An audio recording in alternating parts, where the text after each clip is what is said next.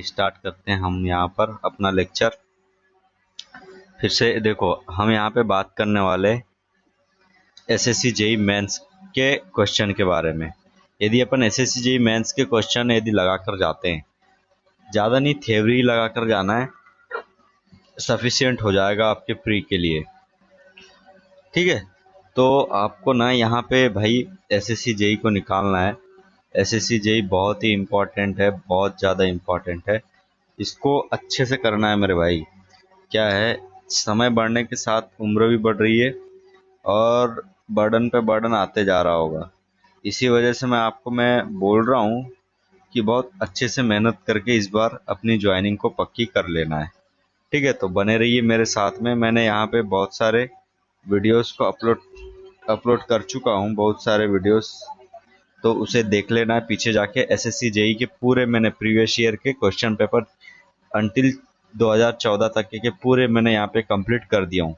तो आपको पीछे जाके 12 पार्ट है, लगभग आधे आधे घंटे के 12 पार्ट हैं। 12 पार्ट को पूरी अच्छे तरीके से आप देख डालो, जिससे कि आपका क्या हो जाए, कम से कम प्रीवियस ईयर प्री का तो प्रीवियस ईयर हो जाए आपका, है कि नहीं। तो हम बारी बारी से यहाँ पे बात करने वाले हैं। अभी अपन इसको पूरा कवर करेंगे, मेंस को पूरा कवर करेंगे। इसके बाद में नेक्स्ट आपका जो भी है स्टेट एई वगैरह, उसको भी अपन देखने वाले हैं। ठीक है, तो बने रहिए मेरे साथ में और देखते रहिए सिविलो फैन, सिविलो फैंस, राइट। और सब्सक्राइब कीजिए हमारे चैनल को। ठीक है, वीडियो को लाइक करो और शेयर करो। चलिए स्टार्ट करते हैं। भाई सिविल इंजीनियर जो होता है उसमें जज्बा रहता है। ठीक है, जज्बा रहता है कुछ कर दिखाने का। भाई आपको पता ही होगा, एक इंजीनियर सिर्फ एक रात में पेपर निकाल लेता है यार। तो तुम कहाँ पीछे पड़े हुए हो भाई, करो ना तैयारी। रात रात भर पढ़ो, कोई दिक्कत नहीं है भाई, अपलोड करो एकदम। मैं तो भाई तुम्हारे लिए अपलोड करते जा रहा हूँ यार। क्यों नहीं पढ़ रहे हो, पढ़ो ना, अच्छे से पढ़ो भाई, वीडियोस को देखो। यहाँ पे अभी वैकेंसी आने वाली है, क्योंकि क्या है, स्टूडेंट पूरे बौखलाए हुए हैं, है ना। धरना पे धरना चल रहा था, तो सिविल एसएससी ने तो तुरंत ही निकाल दिया, राइट। उसी तरह ना अभी बहुत सारी वैकेंसी आने वाली। डोंट वरी, आगे चुनाव भी है, तो तैयारी भाई पेल के कर लो, हो जाएगा सिलेक्शन, है ना, टेंशन मत लो। चलिए, तो मैं यहाँ पे आपको पढ़ाने वाला हूँ। चलिए, बिल्डिंग मटेरियल का क्वेश्चन यहाँ पे देखेंगे। सबसे पहले यहाँ पे क्या बोल रहा है, what are the properties of good building material, building bricks. Good building bricks की प्रॉपर्टी क्या होगी, और हमको बताना है कि different type of stones used in different works. ये तो इतना ही 15 नंबर का क्वेश्चन है। तो चलो फटाफट देखते हैं। हम देखेंगे गुड बिल्डिंग ब्रिक्स की क्या क्या प्रॉपर्टी होती है। सबसे पहले प्रॉपर्टी टेबल मॉल्डेड। ठीक है, जो ब्रिक है, the brick should be table mounted and kiln burn. ठीक है, टेबल में मॉल्ड होना चाहिए और किल्न में बर्न होनी चाहिए। उसके बाद में बोलता है moreover they must free from cracks and must regular shape and sharp edges. ठीक है, तो ये तो सिंपल सी चीज़ है, ये तो ऐसे ही कोई भी भर देगा, राइट। तो ये सब चीज़ तो अपने क्वेश्चन इसके बाद इसके लिए कोई ज़्यादा उसके वाली काम की है नहीं प्री के लिए। यहाँ पर देखो, ये इंपॉर्टेंट है, ये पॉइंट इंपॉर्टेंट है। क्या बोल रहा है, when emerge in water 24 hour. यदि 24 आवर में अपन ने वाटर में इमर्ज किए, तो ब्रिक जो है should be absorb water, brick should be absorb water 20%। ठीक है, 20% by weight of its first class brick. कितना, 20% आपका वाटर एब्जॉर्ब करना चाहिए, राइट। 20% ऑफ वाटर एब्जॉर्ब करना चाहिए bye weight for second class brick. हाँ, मतलब जो फर्स्ट क्लास ब्रिक के लिए 20% और सेकेंड क्लास के लिए आपका 22%। तो ये आपका प्री का क्वेश्चन बन गया, राइट।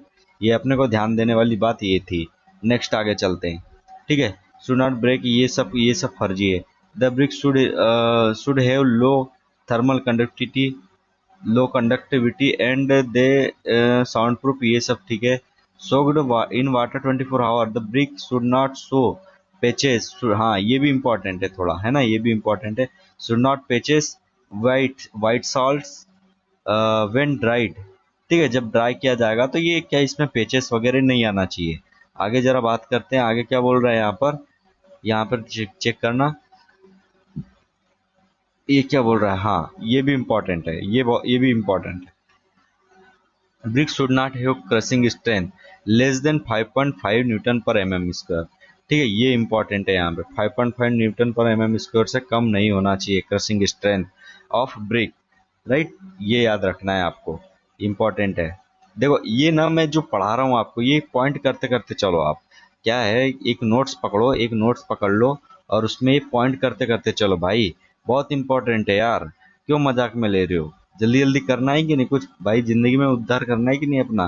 तो एक नोट्स उठाओ और नोट्स में भाई इसको लिखते जाओ, जैसे मैंने ऊपर एक 20% वाला बोला उसको लिखो ना। हाँ, हर चीज यार तुम्हें बतानी पड़ती है, सिविल इंजीनियर हो तुम, कब से तैयारी कर रहे होंगे। चलिए जल्दी जल्दी करना है। अब यहाँ पे जरा ये चीज देखो, ये इनमें भी ना पूछता है भाई, ये भी इंपॉर्टेंट है, इसको भी टिक कर लेना, ये भी इंपॉर्टेंट है। क्योंकि आपने यदि आपने मेरे 12 लेक्चर यदि देखे होंगे, है ना, तो उसमें आपको समझ में आ गया होगा कि भाई कितना इंपॉर्टेंट और कितना जरूरी है। ठीक, तो यहाँ पे देखना, बासाल्ट जो राख है, बासाल्ट जो स्टोन है, वो किससे बनता है, इग्नियस से बनता है। कंकर जो है सेडिमेंट्री से बनता है। जो आपका ग्रेनाइट है इग्नियस से बनता है। ग्रेनाइट किससे बनता है, इग्नियस से बनता है। ठीक है, मार्बल मेटामॉर्फिक से बताया था, मामेटा। ठीक है, एक ट्रिक भी बताया था मैंने, क्या मामेटा बताया था। ग्रेनाइट में क्या बताया था, ठीक है, ग्रेनाइट का मैंने इग्नियस, ग्रेनाइट का इग्नियस होता है, ठीक है, ग्रेनाइट। ठीक है, ग्रेनाइट का इग्नाइट, इसको ऐसे समझ लो, ग्रेनाइट और इग्नाइट, ग्रेनाइट एंड इग्नाइट, ऐसे याद रख लो भाई। ये सब चीज ना बहुत ज्यादा इंपॉर्टेंट है यार, क्यों। ठीक है, बासाल्ट का फिर से इग्नियस होगा, बासाल्ट भी इग्नियस का होता है, साल्ट इग्नियस तरीके, ठीक है, बासाल्ट भी इग्नियस है आपका। फिर मुरुम, मुरुम भी मेटामॉर्फिक की है।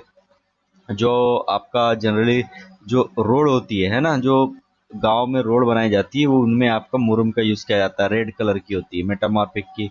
सैंडस्टोन आपकी सेडिमेंट्री की होती है।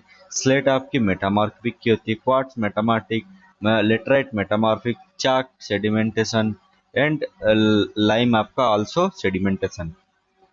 तो जो सेडिमेंटेशन का मैं एक सिंपल चीज बता रहा हूँ, जो सेडिमेंटेशन होता है आपका, उसमें ना, उसमें आपका जो कहना चाहिए कि जो भी स्टोन आ रहा है वो कैसा आ रहा है, एक ब्रिटल नेचर का आ रहा है, क्रिस्टल टाइप का। ठीक है, क्रिस्टल टाइप का वहां पे नेचर आ रहा है। राइट, यदि चाक को यदि आप लोगे और चाक को यदि ब्रेक करोगे तो वो भी एक तरीके से क्या हो जाएगा, ब्रेक हो जाएगा। ठीक है, तो ये चीज यहाँ पे आपको समझने वाली बात ये है। ठीक है, और मेटामार्फिक में ना, मेटामार्फिक थोड़ा सा क्या हो जाता है, स्लेट, स्लेट का यूज कहाँ करते हो आप, जैसे कि आप किचन बना रहे हो, किचन में आपका उसे किचन पर क्या स्टोव वगैरह रखते हैं ना, तो वो चीज शेड बना रहे हो, है ना, किचन, तो उसमें यूज किया जाता है। राइट, क्वार्टेज वही चीज हो जाती है, लेटराइट भी वही चीज हो जाती है, तो ये सारी चीज हो गई। चलिए नेक्स्ट हम बात करते हैं, ये तो था आपका पहला क्वेश्चन। अच्छा, हाँ हाँ, ये जरा देख लो, बासाल्ट, बासाल्ट जो पत्थर है उसका कहाँ कहाँ यूज करते हैं, रोड वर्क में, random rubble masonry and foundation work में बासाल्ट का यूज किया जाता है। कंकर का यूज रोड वर्क में आल्सो किया जाता है, कंकर का यूज। ठीक है, मैन्युफैक्चर ऑफ हाइड्रोलिक लाइम, तो इसमें ग्रेनाइट का, इसको sills, steps, facets, ballast, column and piers etc. और मार्बल का use footing, footing, facet, columns, ornamentals work. ठीक है, फिर मुरुम का garden walk and path etc के लिए। फ्लोरिंग, सैंडस्टोन का आपका किस में करते हैं हम, फ्लोरिंग, स्टेप, फैकेट, ऑर्नामेंटल। ठीक है, वही चीज हो गई। मेटा स्लेट का आपका रफिंग, डैम प्रूफ कोर्स। ठीक है, कॉटिस का आपका यूज करते हैं, retaining walls, concrete aggregate, pitching, rubble masonry. ठीक है, इनमें यूज करते हैं। लेटराइट का यूज हम कब करते हैं, road work, road stone masonry, building stone mess etc. Chalk का use putty and limestone का यूज फ्लोरिंग वगैरह, ये सब चीज के लिए। तो ये जनरल, ये पर आपको ना ये रॉक, ये वाला रॉक पढ़ना आपका ज्यादा इंपॉर्टेंट था। ठीक है, इसको इतने पार्ट को मैं बोलता हूँ कि आप एक नोट में लिख लो, क्योंकि ये इंपॉर्टेंट है। ठीक है, चलिए नेक्स्ट आगे बढ़ते हैं जल्दी से। यहाँ पे क्वेश्चन क्या बोल रहा है, what are different classification of brick, classification of brick according to BIS, bureau information, ठीक है, ये चीज सिस्टम, ठीक है। और write down the various test to ensure the quality of bricks. चलिए ये भी इंपॉर्टेंट है, ब्रिक्स से क्वेश्चन आते हैं, बहुत सारे क्वेश्चन आते हैं, नो डाउट बहुत सारे क्वेश्चन आपको देखने को मिलते हैं, ठीक है। तो इसमें आपको ध्यान रखना है। चलिए तो बात कर लेते हैं अपन यहाँ पे सिंपली। यहाँ पे आपका क्या हो जाएगा, देखो BIS classification BRICS as per CL4 of this, ये तो चलो ठीक है, ये तो कुछ है नहीं इतना ज़्यादा, पर यहाँ पर ज़रा देखना। सबसे पहले हम बात कर लेते हैं, देखो burnt play brick table many times brick classified first. हाँ देखो, ब्रिक को ना हम मेनली इतने 3 पार्ट में क्लासिफाइड करते हैं, first class brick, second class brick and third class brick, ये तो आपको पता ही होगा, ठीक है, सिंपल। अब यहाँ पे जो क्लास डेजिग्नेशन, ये आपका जो इस टाइप के हम क्लास डेजिग्नेट कर देते हैं, और उसके हिसाब से इनकी क्या हो जाती है, कंप्रेसिव स्ट्रेंथ, है ना, कंप्रेसिव स्ट्रेंथ ये हो जाती है। तो आपका सिंपली है, कंप्रेसिव स्ट्रेंथ वही हो जाती है आपकी क्लास के हिसाब से कंप्रेसिव स्ट्रेंथ हो जाती है। अब यहाँ पे टेस्ट की बात कर लेते हैं। तो यहाँ पे टेस्ट मैं बता रहा हूँ आपको, टेस्ट क्या हो जाएगा, कंप्रेसिव स्ट्रेंथ, ठीक है। कंप्रेसिव स्ट्रेंथ टेस्ट तो हम करते ही करते हैं, बहुत इंपॉर्टेंट हो जाता है, ठीक है। इसमें टेस्टिंग मशीन होती है, कंप्यूटर टेस्टिंग मशीन होती है, फिर ठीक है, फिर ब्रिकास्ट टेस्टेज, ये this compressive strength must not be less than that minimum compressive strength, तो ये तो कोई ज़्यादा है नहीं, ठीक है। कंप्रेसिव स्ट्रेंथ करते हैं, फिर वाटर एब्जॉर्प्शन टेस्ट करते हैं, ये इंपॉर्टेंट है, ये ज़्यादा पूछता है क्योंकि ये सिंपल होता है ना। वाटर एब्जॉर्प्शन आप कहीं पर भी कर सकते हो, 24 आवर के लिए करते हैं। आपका जो आपकी ए क्लास ब्रिक होती है उसकी 20% बाय वेट, ठीक है, और आपका 12.5%, सॉरी 12.5 ब्रिक, क्लास 12.5 ब्रिक मतलब ए क्लास हो गया, और 15% by weight for higher class of brick, ठीक है, ये चीज हो गया। अब यहाँ पे थोड़ा एफ्लोरेंस वाला भी क्या होता है कि जब ब्रिक को आप सुखाते हो, है ना, तो उसमें क्या होना चाहिए, एफ्लोरेंस आपका ज़्यादा नहीं होना चाहिए। हार्डनेस वगैरह तो ये उतना दिक्कत, ये इतना है नहीं। साउंडनेस टेस्ट वगैरह भी कोई उसका ये नहीं, shape and size, colour test के हिसाब से भी अपन देखते हैं, है ना, बाकी इसको उतना इम्पोर्टेंट है नहीं। चलो नेक्स्ट आगे बढ़ते हैं।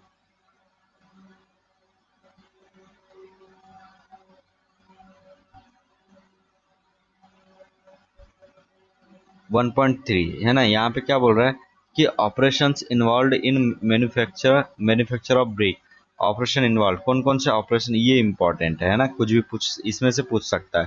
तो सबसे पहले ऑपरेशन आपका होता है क्या, प्रिपरेशन ऑफ क्ले। सबसे पहले अपन क्या क्ले का प्रिपरेशन करते हैं, सिंपली बात है, यदि कोई भी मटेरियल को बनाते हो तो पहले रॉ मटेरियल आप चूज करते हो, और उसके अकॉर्डिंग उसमें अपने अकॉर्डिंग उसमें अपने अकॉर्डिंग उसमें और अदर इंग्रेडिएंट को उसमें डालते हो, जिससे कि आपकी जो आपका जो एक मटेरियल बने वो बहुत अच्छा बने, ठीक। तो इसमें अनसोलिंग एक चीज होती है, अनसोलिंग ये क्या होता है, the topmost layer of soil. हाँ, टॉपमोस्ट जो लेयर होती है उसको अपन हटा देते हैं, लगभग 200 से 300 mm हटा देते हैं, अनसोलिंग कर देते हैं, ठीक है, क्योंकि ऊपर की जो लेयर होती है वो सही नहीं होती है। फिर डिगिंग करते हैं, है ना, डिगिंग का मतलब कि खोदना, ठीक है, फिर क्लीनिंग वगैरह, फिर वेदरिंग वगैरह, फिर टेम्परिंग, ब्लेंडिंग, ये सारी चीज होती है। तो आपको ये चीज पूछ सकता है ना कि मतलब आपका प्रोसेस में कौन सी हो गई, ये सारी चीज, तो ये इतना इतना ये भी उतना इम्पोर्टेंट नहीं है। नेक्स्ट और थोड़ा सा आगे हम देख लेते हैं कि आगे क्या बोल रहा है। देखो यहाँ पे क्या बोल रहा है यहाँ पर कि मोल्डिंग, है ना, एक तो हो गया आपका प्रिपरेशन, फिर moulding, drawing and burning. Simply देखो विजुअलाइजेशन वेरी इंपॉर्टेंट है भाई, सिविल इंजीनियर का दूसरा नाम है विजुअलाइजेशन, जिसका विजुअलाइजेशन तगड़ा हो वही आगे आगे बढ़ेगा, नहीं तो खत्म है, ठीक है। तो सिंपल बात है, प्रिपरेशन किया आपने, प्रिपरेशन कर ली, उसके बाद में इसको क्या करोगे, मोल्ड करोगे, मोल्ड कर दोगे, उसके बाद में सुखा दोगे, उसके बाद में क्या करोगे, बर्न करोगे, क्या करोगे, बर्न करोगे। और इसको मैं अच्छे तरीके से समझाऊं ना, तो इसका बेस्ट उदाहरण मैं आपको लेके समझा देता हूँ। पापड़। घर में आप तो कभी ना कभी पापड़ बनते हुए देखे ही होंगे, अपने अपनी माओं को पापड़ बनाते हुए तो देखे ही होंगे। तो सबसे पहले क्या करते हैं पापड़ बनाने के लिए? सबसे पहले पहले तो गेहूं देखते हैं कि गेहूं, ठीक है, गेहूं वगैरह उसको पिसाने जाते हो, पिसाने जाते हो, उसके बाद में आटा बन जाता है। आटा बना के हो गया। अब यहीं पर आपका आटा बनकर तैयार हो गया। अब ये हो गई आपकी प्रिपरेशन, ये आपकी क्या हो गई? प्रिपरेशन हो गई। अब इसके बाद में करना क्या है? वो मोल्ड करना है, ठीक है। अब इसके बाद में क्या करना है? मोल्ड करना है। मोल्ड करने के लिए आटा को फिर क्या करोगे? वाटर में भिगोगे। भिगो दिए आटा को वाटर में। उसके बाद में आपने क्या किया?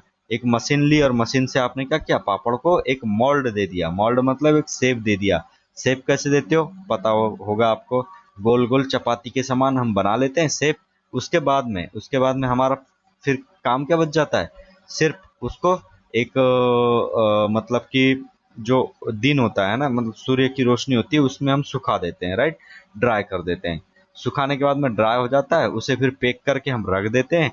और अल्टीमेट अब लास्ट टाइम जब आपको खाने की जरूरत पड़ती है, तब आप उसे क्या करते हो? बर्न करते हो। बर्न किस में करते हो? तेल में बर्न करते हो। तो भैया आपको तो याद ही हो गई चीजें, ये तो भाई रियल लाइफ से जुड़ी हुई चीज है ना यार। All things are related to your real life, but you can't feel and you can't visualization, ठीक है। लेक ऑफ विजुअलाइजेशन की वजह से ही आपकी ये दिक्कत हो रही है। तो इस चीज को हटाने के लिए ना आपको भैया कुछ करना पड़ेगा, मतलब कि तरीके से सोचना पड़ेगा। चलो आगे बढ़ते हैं। अब इसमें इंपॉर्टेंट क्या हो गया? ड्राई करते हो, ड्यूरिंग, ये जरा देखो मोल्डिंग में क्या बोल रहा है? Ever depression 10 to 20 mm made is की मोटार, ये तो ठीक है। आपका यहाँ देखो ड्राइंग में, ड्राइंग आप करते हो 3 से 10 दिन आपका ड्राई करते हो, राइट। 3 से 10 दिन हम ड्राई करते हैं। उसके बाद में देखो 3 दिन, जैसे जैसे आप जहाँ जहाँ वेदरिंग कंडीशन के हिसाब से अपन इसको ड्राई कर देते हैं। अब बर्न करते हैं। बर्न ये यहाँ पे थोड़ा इंपॉर्टेंट है। बर्न करते हैं इसको कितने डिग्री पे? 1100 डिग्री सेल्सियस, ठीक है। अबाउट 1100 डिग्री सेल्सियस पे अपन इसको बर्न करते हैं, ठीक है। 650 डिग्री सेल्सियस पे आपके ऑर्गेनिक मैटर, ठीक है, जो रहते हैं वो ऑक्सीडाइज हो जाते हैं 650 पे, ठीक है। ऑर्गेनिक मैटर क्या हो जाते हैं? ऑक्सीडाइज हो जाते हैं। और आपका 1100 डिग्री सेल्सियस पे आपकी जो ब्रिक है वो पूरी तरह तैयार हो जाती है। तो ये था हमारा क्वेश्चन। नेक्स्ट क्वेश्चन पे चलते हैं हम। यहाँ पे क्वेश्चन जरा देखना, क्या बोल रहा है कि describe the following test to be perform in case of burn clay bricks, ठीक है। जो उस पर टेस्ट अपन परफॉर्म करते हैं, तो ये टेस्ट तो हमने पढ़ा हुआ है, फिर भी अपन देख लेते हैं। एक कंप्रेसिव एंड वाटर, दो ही टेस्ट इंपॉर्टेंट है, उसमें से भी ज्यादा इंपॉर्टेंट है आपका वाटर टेस्ट, ठीक है। इजीली हो जाता है ना, इसमें तो खर्चा ज्यादा नहीं लगता, तो ये हर कोई परफॉर्म कर लेता है, इसलिए इंपॉर्टेंट है, ठीक है। जेई बन जाओगे तो आपको यही सब चीज करना पड़ेगा, ठीक है। तो कंप्रेसिस्टेंट टेस्ट में आप करते क्या हो? सिंपली देखो, कंप्रेसिस्टेंट टेस्ट में आप क्या बोल रहा है यहाँ पे? Minimum compressive strength of brick should be 3.5 Newton पर mm स्क्वायर। 3.5 न्यूटन पर mm स्क्वायर आपकी मिनिमम होना चाहिए। मिनिमम आपकी जो ब्रिक की स्ट्रेंथ है वो कितनी होना चाहिए? 3.5 न्यूटन पर mm स्क्वायर, ठीक है। वहीं पर आपका जो मैक्सिमम है ना, कंप्रेसिव स्ट्रेंथ जो आपका क्लास एक क्लास जो ब्रिक है, जैसे कि हम बोल रहे हैं इस पर इतना brick compressive strength more than 40 newton पर mm are classify A bricks, ठीक है। एक क्लास ब्रिक है उसकी आपकी कितनी होना चाहिए? 40 न्यूटन पर mm स्क्वायर से अधिक ही होना चाहिए, राइट। तो आपका कहने का मतलब क्या हो गया यहाँ पे? जो एक और आपकी जो एक क्लास ब्रिक है ना, उसकी 7 से 14 न्यूटन पर mm स्क्वायर के बीच में वैल्यू रहनी चाहिए, ठीक है। 3.5 mm उसकी मिनिमम होती है। 3.5 बहुत मिनिमम होती है, कोई इसमें ज्यादा वो नहीं होता। अब ये वाला देखो 16 आवर, यहाँ पे क्या बोल रहा है कि वाटर में आप डुबा के रखते हो कितने देर के लिए? 16 आवर के लिए। और कितना वाटर?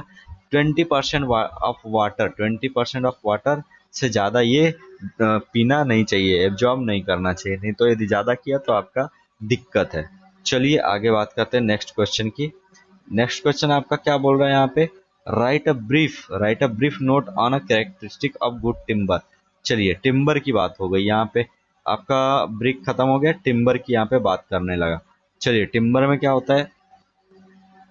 सबसे पहले क्या बोल रहा है, बीफ नोट है good timber, good timber, good timber आपका उसमें क्या क्या चीज होनी चाहिए, ठीक है। तो appearance, elasticity, colour, defects, hardness, fire resistance, shape, smell, durability, right, ये चीज। तो ये जो सारी चीजें हैं, ये सारी चीजें अपने अपने हिसाब से क्या होना चाहिए, टिम्बर में अच्छी अच्छी होना चाहिए। एपियरेंस वगैरह ठीक होना चाहिए, इलास्टिसिटी, इलास्टिसिटी वगैरह भी ठीक ठाक होना चाहिए, नहीं तो पट से टूट जाएगी टिम्बर तो क्या मतलब निकलेगा, ठीक है। कलर भी आपका, तो ये जो सारी चीजें हैं, ये सारी चीज टिम्बर में होना चाहिए। हमारे प्री के पॉइंट ऑफ व्यू से उतना ठीक यहाँ पे नहीं है, ठीक है। चलिए आगे बढ़ते हैं। गुड स्टोन की यहाँ पे बात करते हैं, कैरेक्टरिस्टिक्स ऑफ गुड स्टोन। जो गुड स्टोन रहे है आपका, उसकी कैरेक्टरिस्टिक क्या होनी चाहिए, उसकी कैरेक्टरिस्टिक की बात करते हैं। क्रशिंग स्ट्रेंथ, सबसे पहले बात करने वाले हैं यहाँ पे क्रशिंग स्ट्रेंथ की, ठीक है। तो क्रशिंग स्ट्रेंथ में आपका जो सबसे, यदि आपका स्टोन गुड है, बहुत अच्छा स्टोन है, तो वो उसकी वैल्यू रहेगी 100 न्यूटन पर mm स्क्वायर। भाई नोट करते हुए चलना आपकी नोट्स में। तो 100 न्यूटन पर mm स्क्वायर उसकी स्ट्रेंथ रहेगी, crushing strength, right. Crushing strength उसकी कितनी रहेगी, 100 न्यूटन पर mm स्क्वायर। किसके लिए, स्टोन के लिए, राइट। और वहां पे आपका ब्रिक के लिए कितना था, 7 से 14 न्यूटन पर mm स्क्वायर। अरे भाई सिंपल सी बात है यार, पत्थर से ना कपार फूट जाता है, और ईंटे से उतना नहीं फूटता है, फूटता जरूर है पर उतना नहीं फूटता, ठीक है, ब्रेक हो जाता है थोड़ा जल्दी में, ठीक है। आगे ड्यूरेबिलिटी वगैरह, तो ये सब चीज ठीक है, हमारे पॉइंट ऑफ व्यू से उतना ठीक नहीं है। ये आपका हार्डनेस, हार्डनेस यहाँ पे थोड़ा ध्यान रख लो। हार्डनेस कोएफिशिएंट करके कुछ बोल रहा है यहाँ पे, हार्डनेस कोएफिशिएंट, ठीक है। हार्डनेस कोएफिशिएंट ये रहना चाहिए 14 से 17 के बीच में, हार्डनेस कोएफिशिएंट 14 से 17 के बीच में रहना चाहिए, ठीक है, इसको ध्यान रखना है। Stone with hardness coefficient greater than 70 are preferred in road work, ठीक है। यदि आपकी जो हार्डनेस है, हार्डनेस कोएफिशिएंट जो है वो 70 से ज़्यादा हो गई, तो रोड वर्क में आप यूज कर लो, क्योंकि रोड वर्क में आपका स्टोन जो है वो बहुत ही ज़्यादा यूज किया जाता है। और स्टोन का आपका स्ट्रेंथ, स्टोन की स्ट्रेंथ अच्छी होना बहुत ज़्यादा जरूरी, किसके लिए, रोड वर्क के लिए, तो वो रोड वर्क के लिए। अदरवाइज आपकी दिक्कत हो जाएगी, है ना, रोड खराब हो जाएगी और आपका जो व्हीकल है उसमें से मूव नहीं कर पाएगा। चलिए आगे और देख लेते हैं। फ्रैक्चर, तो ये फ्रैक्चर वगैरह तो हमारे काम का नहीं। हाँ, स्पेसिफिक ग्रेविटी जरा चेक कर लो। स्पेसिफिक ग्रेविटी में क्या है, 2.7 आपकी स्पेसिफिक ग्रेविटी रहना चाहिए गुड बिल्डिंग स्टोन की। High specific gravity of stone indicates that they are more compact and less porous. तो ये छोड़ो, ये सब चीज, टेक्सचर वगैरह, फायर रेजिस्टेंस, ये सब चीज होनी चाहिए गुड, गुड इसके लिए फायर रेजिस्टेंस वगैरह। और यहाँ पे बोल रहा है टफनेस, टफनेस क्या बोल रहा है यहाँ पे, थोड़ा सा टफनेस के बारे में चेक कर लो। टफनेस क्या बोल रहा है, इन इम्पैक्ट टेस्ट। देखो हाँ, एक चीज और, टफनेस टेस्ट जब करते हैं, ठीक है, टफनेस टेस्ट हम करते हैं तो उसमें एक इम्पैक्ट टेस्ट किया जाता है। क्या, इम्पैक्ट टेस्ट किया जाता है, राइट। इम्पैक्ट टेस्ट से आप क्या पता करते हो, टफनेस की, टफनेस को पता करते हो, राइट। फिर बोलता है कि a toughness index of more than 90 indicates, यदि टफनेस इंडेक्स जो है आपकी 90 इंडिकेट किया a tough stone, while a value less than 13 indicates weak stone, right. 13 आपका है वो वीक स्टोन के लिए है, 13 आपका कमजोर के लिए। इसको ऐसे याद रख लो, 13 की उम्र में जो भी बच्चा रहता है वो थोड़ा सा वीक होता है, और जैसे 19 क्रॉस होता है वो स्ट्रांग हो जाता है, ठीक है। क्योंकि 18 में आपका मोदी गवर्नमेंट उसको क्या कर देती है, अलाउ कर देती है, वैस कहलाने लगता है, ठीक है। ये चीज हो गया। चलो आगे बढ़ते हैं अब। आगे यहाँ पे चेक करना, और 1.7 का क्वेश्चन क्या बोल रहा है, what do you mean seasoning of timber, ये इंपॉर्टेंट है बाबा। सीजनिंग ऑफ टिम्बर आपका यहाँ पे इंपॉर्टेंट है। Describe the method of seasoning of timber, ठीक है। सीजनिंग ऑफ टिम्बर की हम बात कर लेते हैं। Method of seasoning timber, method of seasoning timber, seasoning of timber होता क्या है, जो मॉइस्चर प्रेजेंट रहता है किसमें, वाटर टिम्बर में आपको मॉइस्चर प्रेजेंट रहता है, उसको अपन अदर अदर मतलब कि दूसरी दूसरी चीज़ों से, डिफरेंट डिफरेंट मेथड से हम क्या करते हैं, उसकी सीजनिंग करते हैं। और उससे मॉइस्चर को हटा देते हैं, जिससे कि आपका जो कीड़े वगैरह फंगाई वगैरह वो सब उसमें बैठकर उसे खराब ना कर पाए। ठीक है। Method of seasoning timber, method of seasoning timber हम दो टाइप से करते हैं, natural seasoning and artificial seasoning. ठीक है, दो टाइप से आपका किया जाता है। तो चलिए हम बात करते हैं नेचुरल सीजनिंग के बारे में। तो नेचुरल सीजनिंग आपका क्या हो जाएगा, वह सीजनिंग, ठीक है, जैसे कि नेचुरल एयर की वजह से अपन करें तो वो आपका क्या हो जाएगा, नेचुरल सीजनिंग हो जाएगी। ठीक है। और यहाँ पे बोलता है this timber stacked either horizontal or vertical through which free circulation of air ensured. ठीक है, ये सारी चीज होती है। चलिए आगे बढ़ते हैं। तो यहाँ पे इसका एडवांटेज क्या है, एडवांटेज क्या है आपका, the moisture content of timber can be brought down 10 to 20% depending on the climate condition. ठीक है। तो जो मॉइस्चर कंटेंट ऑफ टिम्बर है उसको अपन देखो, मेन भाई मैं बता रहा हूँ आपको, सबसे मेन चीज जरूरत होता है यहाँ पे टिम्बर में आपका मॉइस्चर निकालना। तो आप जनरली गांव वगैरह में देखे होंगे, विलेजेस में यदि आपने देखा होगा, तो विलेजेस में करते क्या है कि लकड़ी लाते हैं जंगल से काट कर। ठीक है, टिम्बर ला लिए आपने, टिम्बर ला लेते हैं वहां से जंगल से काट कर, और उसे कहाँ उसकी सीजनिंग करने के लिए क्या कर देते हैं, उसको पानी में डुबा देते हैं। ठीक है, पानी में डुबा देते हैं, कई बार उसको मतलब वेरियस टाइप से उसमें टार लगा देते हैं। ठीक है, टार लगाने की वजह से भी आपकी एक सीजनिंग हो जाती है। ठीक है, ये सारी चीज हो गई। तो आपकी जो moisture content of timber can be brought down 10 to 20% depending on climatic condition.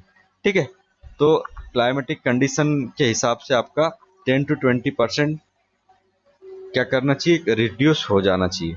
ठीक है, नेचुरल नेचुरल जो सीजनिंग होती है वो स्किल्ड सुपरविजन से नहीं होती है, वो उसको ऐसे भी छोड़ दोगे तो आपका सीजनिंग हो जाएगी, पर इसमें डिसएडवांटेज आ जाता है, डिसएडवांटेज इसमें आ जाता है। ठीक है, तो ये सारी चीजें हैं, ये अपने प्री के लिए उतना ज्यादा इंपॉर्टेंट नहीं है। अब आर्टिफिशियल आपका, अच्छा देखो, आपका प्री में जो ना क्वेश्चन आएगा, प्री में आपका क्वेश्चन आएगा वो किस तरीके का आएगा कि भाई जैसा आर्टिफिशियल सीजनिंग हो गया, आर्टिफिशियल सीजनिंग में आपका किस किस टाइप का, किस किस जैसे कि टाइप्स दे देगा कि ये टाइप्स आपके आर्टिफिशियल सीजनिंग में करते हैं या नहीं करते। तो बॉइलिंग दे देगा, केमिकल सीजनिंग दे देगा, केम सीजनिंग दे देगा, इलेक्ट्रिकल सीजनिंग, तो ये सारी चीज अपन क्या करते हैं, यूज करते हैं। चलिए नेक्स्ट हम बात कर लेते हैं। अब यहाँ पे बोलता है describe the classification of rock, describe the classification of rock. ये रॉक का बड़ा, रॉक से क्वेश्चन बहुत ज्यादा पूछ लेता है यार, तो इसको थोड़ा सा अपने को ना देखते हुए चलना है रॉक के बारे में। ठीक है, क्लासिफिकेशन ऑफ रॉक। तो रॉक जनरली आपकी तीन है यहाँ पे, igneous, sedimentary and metamorphic, igneous, sedimentary and metamorphic, तीन रॉक। ठीक है, तो आपका इग्नियस रॉक जो है, इग्नियस रॉक क्या होती है इसको थोड़ा सा पढ़ लेते हैं जिससे कि आपका क्लियरिटी बढ़ जाए। तो इग्नियस रॉक्स में क्या होता है, these rock are formed due to solidification of molten magma of earth crust। बात समझ में आई ना, जैसे आपका निकलता है ना ऐसा गुब्बारा तरीके से एकदम लाल लाल।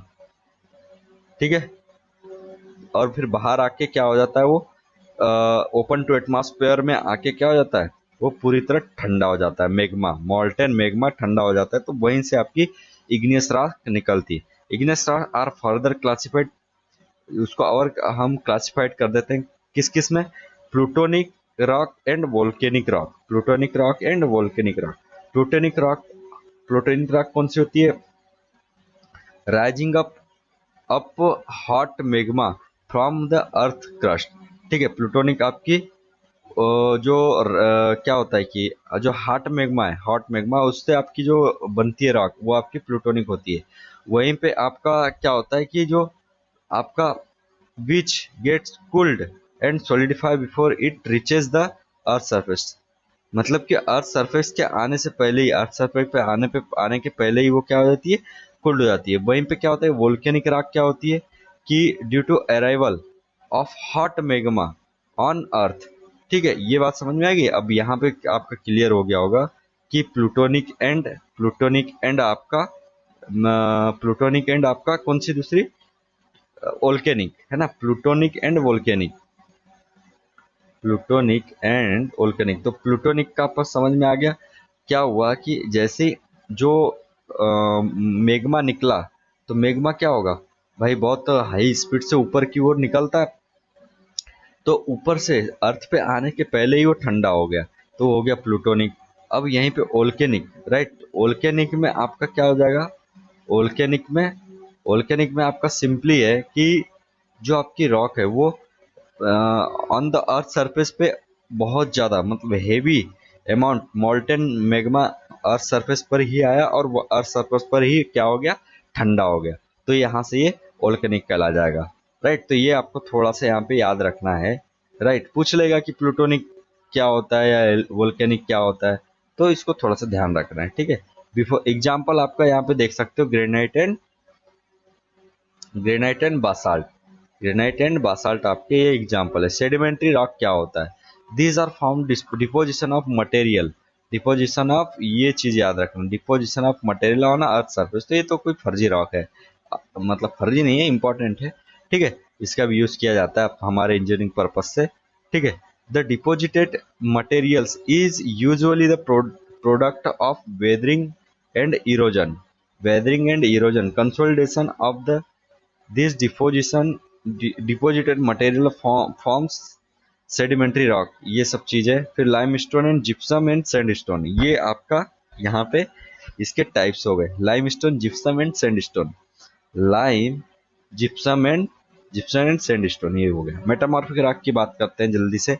मेटामॉर्फिक रॉक क्या हो जाएगी आपकी, मेटामॉर्फिक रॉक सिंपली है the rock are formed due to metamorphism, metamorphism, ठीक है। मेटामॉर्फिज्म का मतलब क्या होता है, जरा चेक करते हैं। The igneous, that is the igneous and sedimentary, the igneous and sedimentary rocks when